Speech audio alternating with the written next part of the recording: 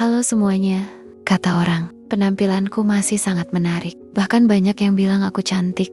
Melalui video ini aku akan menceritakan perasaan yang ada dalam anganku selama ini. Tolong bantu aku dengan subscribe dan tinggalkan komentar terbaikmu. Simak videonya hingga akhir, karena ini bukan sekedar cerita. Aku memulai cerita ini dari luka yang belum sepenuhnya kering. 3 tahun lalu, aku resmi menjadi janda. Gelar yang tak pernah kuinginkan, tapi harus kupakai seperti daster lusuh yang tetap harus kugunakan saat pagi masih basah. Suamiku pergi terlalu cepat serangan jantung, kata dokter. Tapi bagiku, yang lebih mematikan adalah kenyataan bahwa ia meninggalkan tumpukan utang, bukan warisan. Rumah digadaikan, warung kecil kami habis modal, dan aku hanya bisa menatap plafon malam-malam, mencoba memahami hidup yang rasanya seperti selimut bolong, dingin, dan tak pernah cukup menutupi. Usiaku 48, tapi tubuhku masih utuh. Berisi, iya, tapi tetap membentuk. Masih ada lekuk yang sering tak sengaja membuat mata para tetangga laki-laki berhenti berkedip saat aku menyapu halaman dengan daster basah. Rambutku kecoklatan, mulai berubah warna di sisi pelipis. Kulitku, meski tak lagi kencang, tetap terawat. Kata Bu Darmi, aku ini janda rasa perawan, tapi aku hanya tertawa pahit. Kalau memang begitu, kenapa hidupku terasa seperti dipermainkan? Lalu datanglah Bram. Aku mengenalnya lewat perantara teman almarhum suamiku. Bram, duda berusia 40, punya usaha properti kecil, dan sedang membangun rumah di pinggiran kota. Aku awalnya hanya datang untuk meminjam uang demi menebus warung yang digadai. Tapi Bram punya tawaran lain.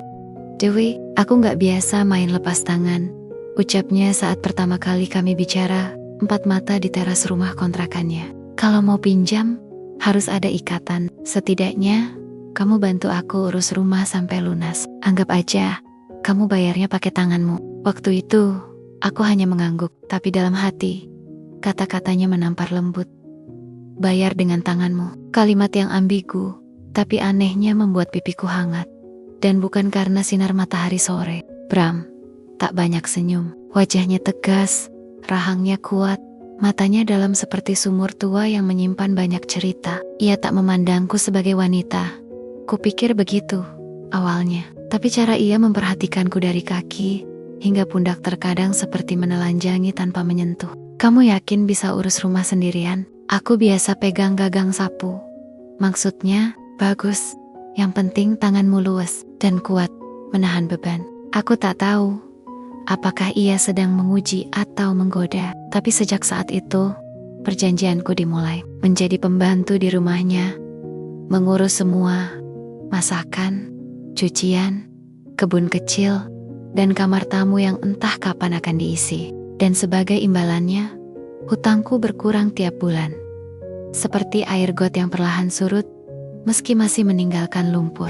Hidup di rumah Bram terasa seperti berjalan di atas batu panas. Kau harus cepat atau terbakar. Tapi aku tetap melangkah, karena setiap sudut rumah itu seperti menyimpan teka-teki. Dan di antara lantai yang kusapu dan panci yang kugosok, ada satu hal yang mulai kurasakan, getaran aneh, seperti aliran air hangat yang merayap dari jari ke dada.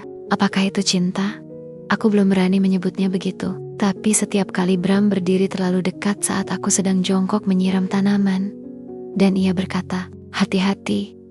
Kadang lubangnya gak kelihatan, bisa-bisa nyemplung dalam. Aku tahu, dia tak hanya bicara soal tanah. Dan sejak itu, aku sadar, perjanjian ini mungkin tak sesederhana soal uang. Rumah Bram besar, tapi sunyi. Terlalu rapi untuk tempat tinggal seorang laki-laki sendirian. Dindingnya putih pucat, seperti tak pernah disentuh tawa. Jendela-jendela tinggi membiarkan cahaya masuk. Tapi entah kenapa, udara di dalam tetap terasa sejuk dan jauh seperti hatinya. Bram itu seperti marmer. Wajahnya keras, datar, dan nyaris tak menunjukkan celah. Usianya 40, tapi cara ia duduk sambil menatap halaman sore hari membuatnya terlihat lebih tua dari waktu. Rambutnya hitam dipotong pendek, selalu rapi, dan kemeja yang dipakainya seolah tak pernah kusut, meski tubuhnya seperti menyimpan ledakan. Ia bukan tipe yang ramah, tapi juga bukan yang kasar. Ia hanya diam. Tapi kehadirannya seperti gemuruh dari kejauhan. Terdengar samar, tapi membuat jantungku tak tenang. Pagi tadi kamu masak apa? Tanyanya suatu hari, tanpa menoleh. Telur dadar sama sambal terasi. Kenapa, Pak Bram? Rasanya beda. Pedasnya terasa di tenggorokan. Aku tak yakin itu pujian atau peringatan. Tapi entah kenapa, dadaku terasa hangat. Mungkin karena aku tahu, itu pertama kalinya ia menyebut kata rasa. Awalnya, ia hanya memerintah dengan mata, tidak pernah membentak. Tapi pandangannya seperti timbangan dosa menilai, apakah cucian yang kujemur terlalu lembab, atau meja makan terlalu miring. Tapi di balik kerah bajunya yang selalu dikancingkan sampai atas, aku mulai melihat tanda-tanda. Jemari yang kadang gemetar saat menyentuh cangkir. Suara napas yang berat saat malam terlalu sunyi. Mungkin luka lama juga bersarang di dadanya. Luka yang tak ia umbar, hanya ia simpan di antara lembar-lembar dokumen di ruang kerja yang tak pernah boleh aku sentuh. Suatu sore, saat hujan mengguyur genting dan aku sedang menyapu teras, ia berdiri di ambang pintu. Tidak bicara, hanya memandangku. Mau masuk, Pak? Dingin loh. Kamu aja yang masuk duluan. Nanti kalau terlalu basah, malah masuk angin. Saya suka yang basah, Pak. Maksud saya, udara basah begini bikin rileks. Aku menyesal setelah bicara, tapi ia tak tertawa. Hanya menaikkan sedikit alisnya. Basah itu memang menenangkan, tapi juga licin, bisa bikin orang jatuh. Lalu ia berbalik masuk, meninggalkan aku yang berdiri kaku, sambil menahan gemetar yang bukan karena angin. Hari-hari selanjutnya berjalan seperti teka-teki. Kadang ia terlihat jauh dan dingin seperti es batu dalam kopi. Tapi di saat lain, ia seperti bara dalam abu, diam, tapi menyala diam-diam. Ia pernah mendekat saat aku sedang memotong bawang di dapur. Lalu berkata pelan di belakangku, "Kamu biasa pegang yang tajam ya? Kalau terlalu tumpul, nggak enak, Pak." Iya, harusnya yang tajam. Tapi pas, entah kenapa, napasku langsung sesak. Aku mulai bertanya-tanya. Siapa sebenarnya Bram? Apa yang membuatnya membangun rumah sebesar ini, tapi memilih tinggal sendiri? Kenapa ia memilih membantu janda yang nyaris bangkrut seperti aku? Lalu mengikatku dengan perjanjian yang samar antara pekerjaan dan kedekatan. Atau, jangan-jangan, sebenarnya aku bukan satu Satania yang sedang melunasi sesuatu? Rumah ini hangat di siang hari.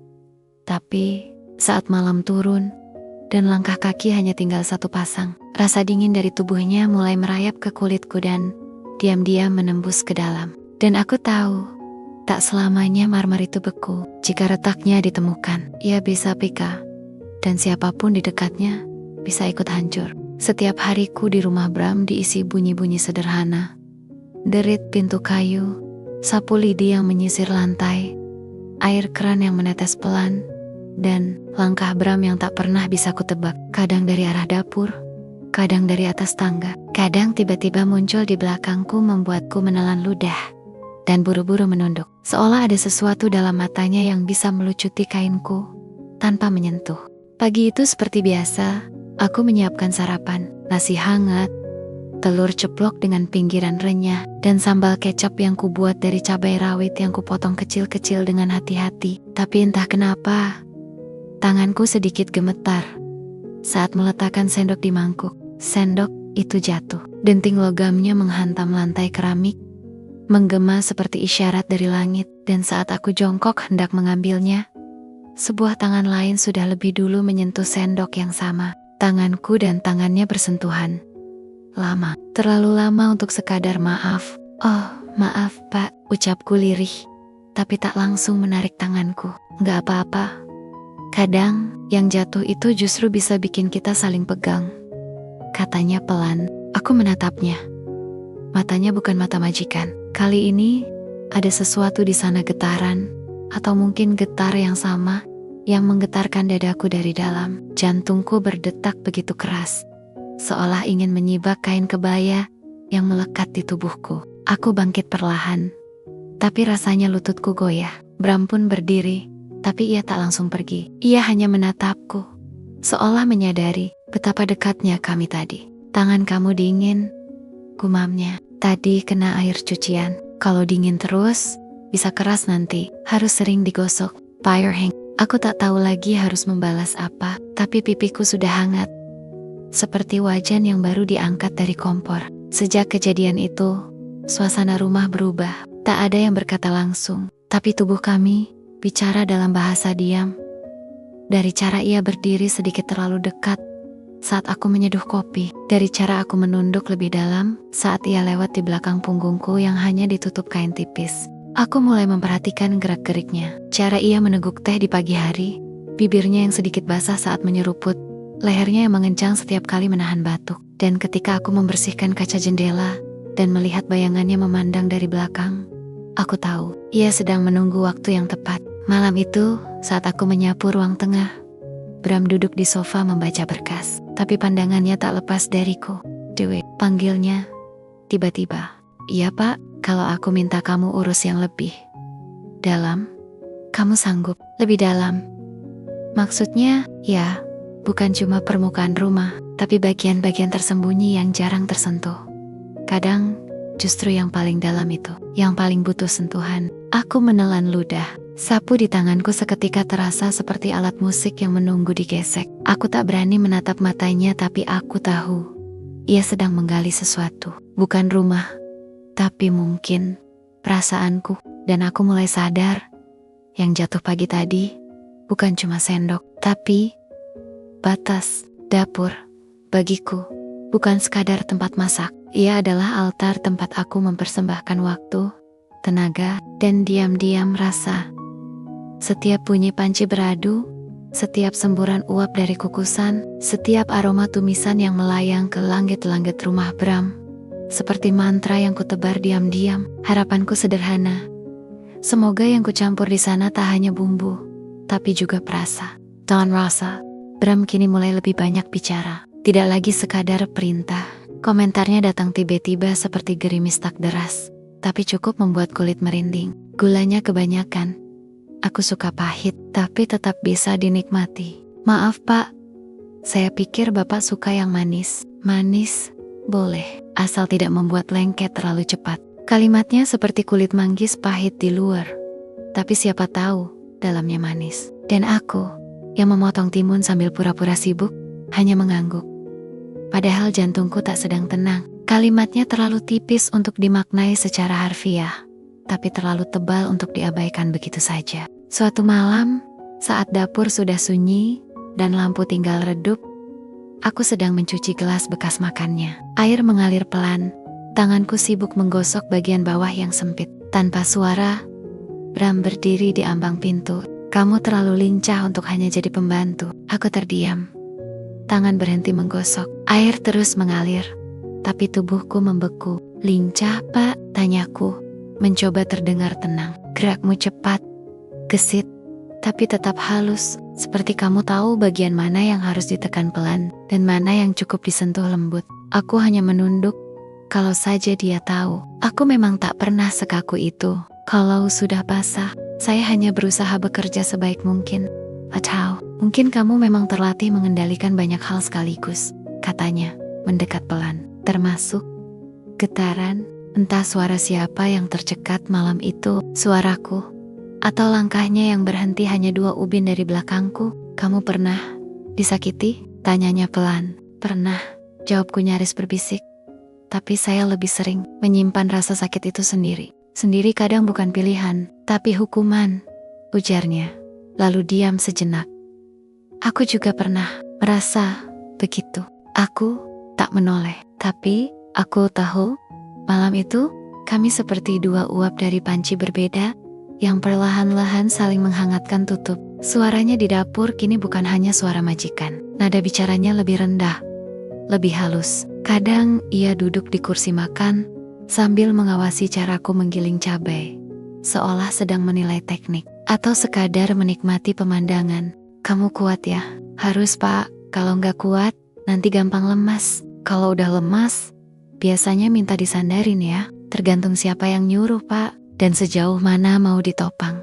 Kami sama-sama tertawa, tapi di balik tawa itu ada desir yang menusuk perutku, lalu naik ke dada, mengguncang halus bagian yang paling kupendam. Sejak malam itu, suara dari dapur bukan hanya suara wajan, atau air mendidih, tapi juga suara hati yang mulai berani membuka pintu. Dan aku tahu, pintu itu hanya tinggal sedikit lagi, sebelum tak bisa ditutup kembali. Langit mendung sejak pagi, udara dingin masuk lewat celah jendela kayu, membuat sendi-sendi tanganku mengeras saat meremas cucian.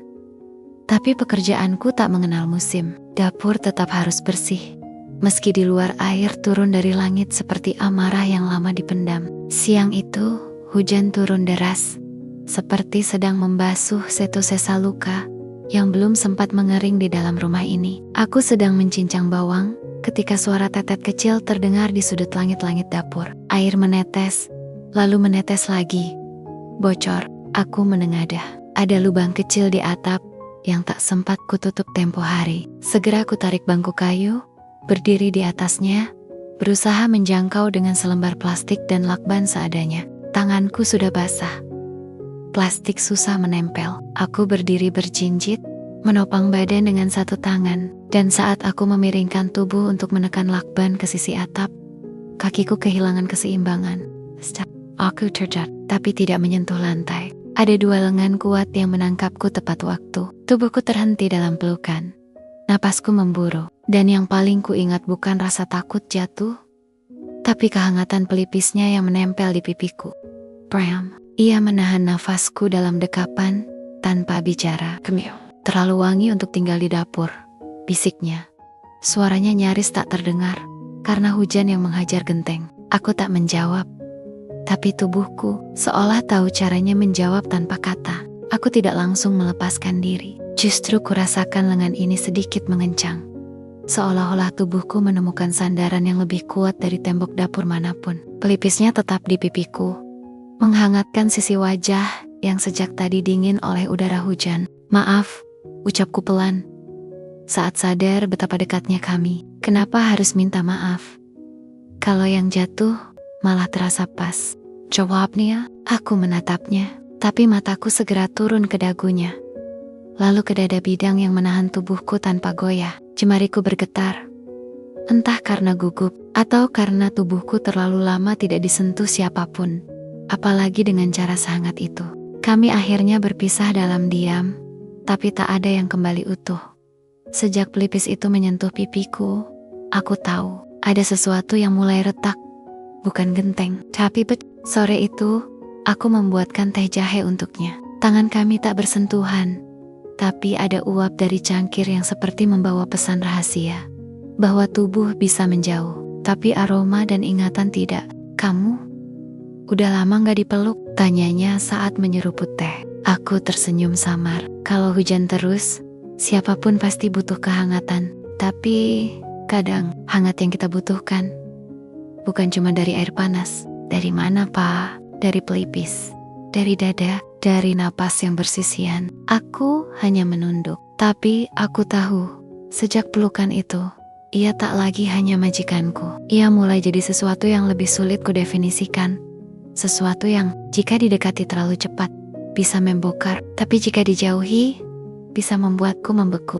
Dan aku bertanya-tanya, apa hujan benar-benar sudah reda? Atau ini hanya jeda sebelum badai yang sesungguhnya? Hubungan kami mulai berubah, seperti air yang pelan-pelan naik suhu tanpa disadari. Bram tak lagi bicara seperti tuan rumah kepada penyewa. Ia mulai menyapa dengan nada datar yang tak lagi tajam. Ia tak lagi menyuruhku menyapu, tapi menanyakan apakah aku lelah. Tak lagi memintaku menyetrika, tapi menawarkan bantuan meski hanya sebatas membawakan keranjang cucian.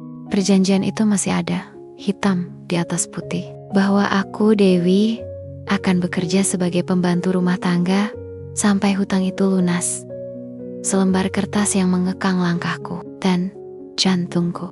Kamu masih ingat perjanjiannya? Tanyanya suatu sore saat kami duduk di beranda. Matahari menyentuh bahuku yang basah oleh sisa peluh. Aku mengangguk. Bagaimana bisa lupa kalau aku belum bebas? Ia menoleh. Apa kamu pengen bebas? Kalau bebasnya cuma soal angka, mungkin. Tapi kalau sudah menyentuh rasa, kadang lebih enak tetap terikat. Aku tidak tahu dari mana keberanian itu datang. Mungkin dari udara senja yang terlalu lembut, mungkin dari tatapan matanya yang mulai menembus lebih dari sekadar baju kerja lusuhku. Kadang Saat ia lewat di belakangku di dapur, napasnya seperti menyapu punggungku. Ringan, tapi cukup membuatku berdiri sedikit lebih tegak. Agar dia tahu bagian mana yang bisa disentuh jika ia mau. Tapi ia belum menyentuh. Belum. Aku bisa lunasi hutangmu sekarang juga. Kalau kamu mau, katanya pelan suatu malam. Aku mengangkat wajah dari lap dapur. Maksudnya, kalau kamu lebih suka dibebaskan lewat cara lain. Misalnya, tinggal di sini bukan sebagai pembantu, sebagai apa? Ia menatapku lama. Sebagai sesuatu yang lain, yang lebih dari sekadar pekerjaan. Hatiku berdebar tak karuan, antara ingin lari dan ingin melompat. Tapi yang ku tahu, tubuhku tidak bergeming, seolah menyuruhku untuk tidak buru-buru menolak sesuatu yang sudah lama kering di hati. Aku tidak bisa tidur kalau belum lihat lampu dapur kamu matikan, katanya lagi. Aku tersenyum tipis. Kalau lampunya padam, bisa aja aku tetap menyala loh. Maka jangan padam dulu. Biar aku yang matikan, pelan-pelan. Mantap. Sampai gelapnya benar-benar merata. Kami tertawa kecil. Tapi tawa itu bukan lelucon. Ada sesuatu di antaranya. Sesuatu yang tak berani kami sebutkan tapi menggantung di antara udara malam dan napas yang berayun seperti tirai di jendela. Aku kembali ke kamar. Mematikan lampu. Tapi selimut yang kupakai malam itu terasa lain. Bukan hanya menutup dingin. Tapi seperti membalut janji yang belum terucap. Malam itu, sebelum tidur, aku menatap langit-langit. Apa hutangku benar-benar hanya soal uang? Atau hatiku diam-diam sudah mencicil sesuatu yang lebih dalam dan lebih sulit lunas? Siang itu terlalu tenang untuk dianggap biasa. Angin menyelinap dari jendela dapur yang lupa kututup. Dan daster putihku yang longgar mulai menari si Oliwala sedang mempertunjukkan sesuatu yang seharusnya tetap tersembunyi. Aku sedang mengaduk sayur di panci. Tak menyadari Bram berdiri di ambang pintu. Saat aku menoleh, dia sudah melihat. Tidak buru-buru mengalihkan pandang, tidak juga pura-pura sibuk. Tatapannya turun. Sekejap, ke bagian yang paling susah dikendalikan angin lalu naik perlahan ke mataku. Lalu maaf, katanya akhirnya. Tapi suaranya parau, seperti ada sesuatu yang tertinggal di tenggorokannya. Aku tersenyum tipis. Angin memang suka usil, kadang buka yang tidak semestinya. Kadang, yang kebuka justru yang selama ini pengen dilihat. Balasnya pelan. Hatiku melesak, tidak hanya karena ucapannya, tapi karena sorot matanya. Bukan sekadar hasrat, tapi kekaguman yang tak ia sembunyikan. Sejak saat itu, setiap langkah Bram seakan membawa medan listrik yang merambat lewat lantai, naik lewat tumitku, lalu berdesir sampai ke tempat yang sulit kusebutkan. Aku mulai mendengar langkah sepatunya. Bahkan sebelum ia mendekat, dan setiap ia berdiri di belakangku, napasnya membuat leherku meremang. Kadang, ia sengaja menatapku lebih lama saat menyodorkan piring. Jari-jarinya menyentuh tanganku sepersekian detik, lebih lama dari yang wajar. Tidak ada kata, tapi tubuhku tahu, dia sedang membuka sesuatu. Daster kamu, putihnya bahaya, ujarnya suatu sore saat aku membawa teh ke ruang tamu. Aku berpura-pura tak paham. Bahaya kenapa? Kalau tembus, bisa bikin orang lupa caranya berkedip. Aku tertawa. Meski dalam dada rasanya seperti disiram air panas. Aku tak lagi sekadar pembantu rumah tangga yang bekerja untuk melunasi utang. Ada yang berubah. Dasterku tak hanya menyerap peluh, tapi juga menyerap tatapan-tatapan Bram yang mulai meresap ke balik kain, menelusup sampai ke lapisan paling rapuh dari dalam diriku. Dan entah kenapa, aku tak lagi menutup diri sekuat dulu. Kadang, biarlah angin yang jadi dalih, biarlah langkah Bram yang tanpa sengaja menabrak batas. Toh, yang bergetar bukan hanya hatiku, tapi juga sesuatu yang tak bisa kusebutkan, tapi bisa kurasakan. Setiap hari, setiap dekat dengannya. Mungkin, sebentar lagi, angin bukan lagi satu satania yang membuka rahasia tubuhku. Malam itu, Bram duduk di sofa ruang tamu. Wajahnya yang biasanya keras, berubah menjadi kaca pecah yang memantulkan luka lama. Aku duduk di sebelahnya, menyeduh teh dengan tangan yang gemetar. Entah karena dingin, atau karena berat cerita yang akan ia bagi. Aku pernah punya istri, katanya tiba-tiba, suaranya serak. Tapi, dia pergi, tanpa sepatah kata. Aku menatap punggung tanganku yang memegang cangkir, seolah di sana ada rahasia yang bisa menampung semua kesedihan itu. Air mata tiba-tiba jatuh, bukan dari mataku, tapi dari Bram, menetes perlahan di punggung tanganku. Hangat dan lengket, seperti memanggil perhatian yang selama ini tersembunyi di balik wajah dinginnya. Aku tak berkata apa-apa, kadang diam lebih dalam dari 1000 kata. Lalu, tanpa aku duga, ia membelai leherku dengan lembut, seolah ingin menghapus semua beban yang aku bawa. Bibirnya menyentuh kulitku, bukan di bibir tapi di leher, tempat yang selalu kututup dengan kerah tinggi. Aku ingin merawat luka yang bukan milikku, bisiknya. Suaranya bergetar. Dan luka yang kau simpan mungkin juga butuh sentuhan lain, jawabku pelan, membiarkan jarak di antara kami menyusut. Ciuman itu bukan sekadar ciuman, ia adalah janji tersembunyi, undangan untuk membuka diri, untuk percaya lagi, untuk membiarkan tubuh dan hati berdansa dengan irama yang baru. Tubuhku, yang sudah lama terasa berat oleh waktu dan luka, tiba-tiba terangkat oleh sentuhan itu. Ada rasa hangat yang merayap, menjalar, dan meresap sampai ke akar keberanianku. Malam itu, kami tidak perlu kata lebih banyak, karena kadang yang paling dalam bisa disampaikan tanpa suara, dan yang tersimpan lama bisa dilepaskan lewat sentuhan yang sederhana, namun penuh makna. Aku tahu, perjalanan kami baru mulai, dan ciuman itu adalah titik awal dari sesuatu yang tak bisa kami prediksi tapi sudah sangat kami rindukan. Rumah Bram bukan hanya menyimpan cerita kami, tapi juga bisu menyimpan rahasia yang tak pernah kuduga. Suatu malam, ketika aku sedang membersihkan ruang tamu, teleponnya berdering. Suaraku bergetar saat aku mendengar dari balik pintu, yang sedikit terbuka percakapan yang tak seharusnya kudengar. Suara wanita di ujung telepon itu lembut, penuh manja, memanggilnya dengan kata yang membuat hatiku tercekat. Sayang. Tubuhku membeku. Sebuah bagian dari diriku yang selama ini percaya mulai runtuh seketika. Ternyata aku bukan satu-satunya yang menjadi ruang hatinya. Hanya pelarian. Kata-katanya dingin dan menusuk, walau ia tidak mengatakannya pada saat itu. Tapi kemudian, saat kami bertatap muka keesokan harinya, Bram menatapku dengan mata yang bukan lagi milikku. Kau memang pandai menggoyang dapur, Dewi, katanya dingin. Suara serak seperti batu yang digesek. Tapi hati belum tentu bisa kau godok. Aku terdiam. Hati yang berisi ini terasa hancur berkeping-keping, seperti cangkir porselen yang jatuh dan pecah tanpa ampun. Aku kira kau bisa mengisi ruang yang kosong, tambahnya. Tapi ternyata, aku hanya ingin kau membuat aku lupa. Untuk sementara, aku menelan ludah. Jadi aku hanya sebuah pengobatan sementara, seperti obat yang kau minum waktu sakit. Tapi kau berhenti begitu sembuh. Ia terdiam lama, lalu berkata, aku bukan orang yang mudah membuka hati, Dewi. Tapi kau terlalu cepat berharap. Kalimat itu bagai duri yang menusuk lembut, tapi tak bisa kuhindari rasa sakitnya. Namun, di balik rasa kecewa yang membakar, ada sesuatu yang aneh menggelitik. Aku merasa bahwa Bram pun terperangkap dalam labirin perasaannya sendiri, seperti aku yang juga belum bebas dari luka lama. Kalau aku cuma pelarian, jawabku akhirnya dengan suara pelan. Mungkin aku juga sedang mencari tempat untuk bersembunyi. Bram menatapku lama. Kalau begitu, jangan berharap aku bisa jadi rumah yang kau cari. Kalau begitu, aku hanya mau jadi jendela kecil yang kau buka sesekali, biar angin bisa masuk. Dia tersenyum tipis, tapi matanya masih penuh keraguan. Malam itu, kami tidur dengan jarak yang terasa lebih luas dari sebelumnya. Tapi hati kami terjalin oleh pertanyaan yang sama.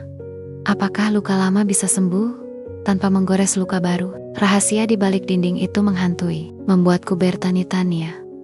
Apakah aku benar-benar bisa bertahan sebagai Dewi, si pembantu yang berhutang?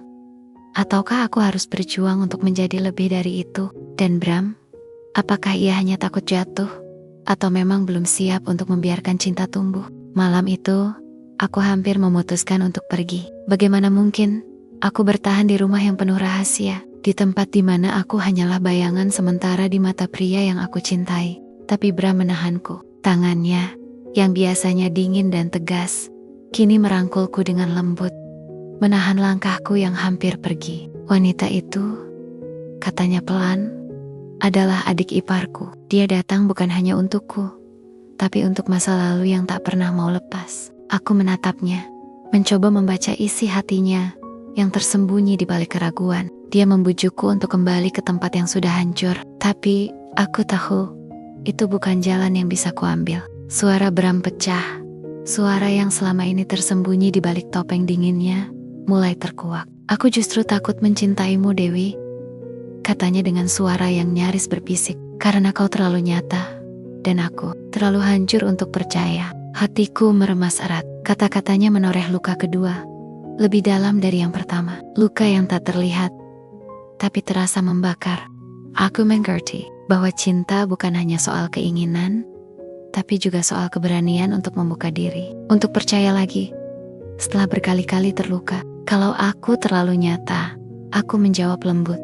Maka biarkan aku jadi yang pertama membuatmu percaya lagi. Bukan sebagai pelarian, tapi sebagai sesuatu yang tulus. Bram menatap mataku dalam-dalam, dan aku tahu ada pertempuran dalam dirinya, antara keinginan dan ketakutan. Malam itu, aku tidak pergi. Aku memilih bertahan, walau langkah kami masih tarembeng-ambing antara cinta dan luka. Karena aku tahu, terkadang luka kedua lebih sakit, tapi juga bisa jadi awal dari penyembuhan yang sesungguhnya jika kita berani melewati gelap bersama. Aku berdiri di depan pintu tas de Tenggen. Napas yang terasa berat seperti memikul dunia. Semua yang kuimpikan tentang kebebasan dan lepas dari hutang ini rasanya begitu dekat, namun sekaligus begitu jauh. Tangan-tanganku sudah menggenggam pegangan pintu, siap melangkah keluar dari rumah ini, dari hidup ini, dari Bram. Tapi tiba-tiba aku merasakan genggaman yang hangat, lembut, namun kuat menyelimuti pinggangku dari belakang. Bram memelukku, suaranya nyaris berbisik di telingaku. Aku tidak bisa hidup dengan utang hati, Dewi, katanya pelan. Kau sudah lunasi semuanya. Bahkan sebelum aku jatuh cinta. Tangannya gemetar, seperti ada pertempuran besar yang terjadi dalam dadanya. Tapi genggamannya tak mau melepaskan. Aku berdiri terpaku, seolah waktu berhenti berputar. Ada getaran yang tak bisa kutafsir, antara takut kehilangan dan takut membuka hati. Sebuah kontradiksi yang membuatku terperangkap di antara dua pilihan, pergi atau bertahan. Kalau hati bisa berutang, bisikku pelan, maka biarkan aku melunasi dengan cinta yang tak terucap. Dia menarikku lebih dekat, seolah tak ingin aku pergi, bukan karena hutang, tapi karena sesuatu yang lebih dalam, lebih tulus. Malam itu, aku mengerti bahwa cinta kadang bukan soal jumlah hutang yang bisa dibayar, tapi tentang keberanian untuk tetap tinggal, walau segala luka pernah ada. Tangan yang menahan pergi itu bukan hanya genggaman fisik, tapi jembatan halus yang menghubungkan dua jiwa yang sama-sama ingin sembuh. Hari-hari berlalu, dan kami mulai menutup buku lama yang bernama hutang. Rumah ini tak lagi jadi ruang kerja dan tanggung jawab, tapi menjadi tempat di mana harapan mulai tumbuh perlahan, seperti bunga yang mekar di pagi yang basah. Bram duduk di sofa, menatapku dengan mata yang kini tak lagi dingin, tapi penuh kehangatan yang sulit dijelaskan. Ia mengusap lembut punggung tanganku, sebuah isyarat yang tak pernah ia berikan sejak aku datang. Dewi, suaranya lirih, tapi tegas. Aku ingin kau tetap tinggal, bukan sebagai pembantu, tapi sebagai pendamping. Aku tersenyum. Hati ini bergetar seperti denting piano yang dimainkan dengan penuh perasaan. Kalau nanti tubuhmu keriput, suaramu gemetar, dan matamu mulai buram, aku masih ingin kau menyuapiku, katanya.